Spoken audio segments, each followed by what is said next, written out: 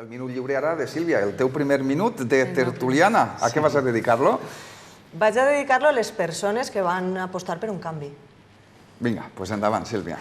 El meu primer minut, com a primer dia en la tertúlia, el vull dedicar a totes les persones que el 24 de maig van apostar per un canvi i aquest canvi s'ha traduït en unes polítiques socials que s'estan veient totes aquestes setmanes últimes, estem veient ja en decisions i en accions que, evidentment, Compromís està fent el que va dir que faria, que és apostar i prioritzar a les persones. En què es tradueix? Els titulars ens ho diuen del País i les províncies: Educació deja sin becas a los alumnos de universidades privades.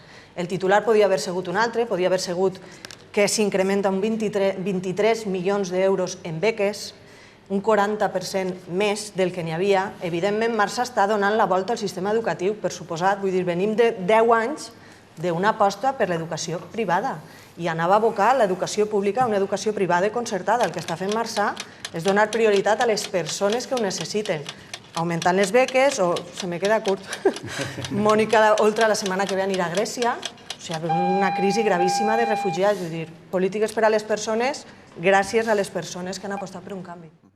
Sí, evidentment el PP va ser el partit més votat al País Valencià, però la suma del que és PSOE, Podemos, Esquerra Unida, en aquest cas menys, i Compromís, suma més. Vull dir, el que va apostar la gent és per un canvi de polítiques i que no siga PSOE o PP, PP o PSOE, sinó una suma i que, com està veient-se ara, obligatòriament s'hem de seure a discutir les coses, a parlar, i el que la gent vol és més democràcia, vull dir, més veus i no sols una. Simplement aquesta puntualitat.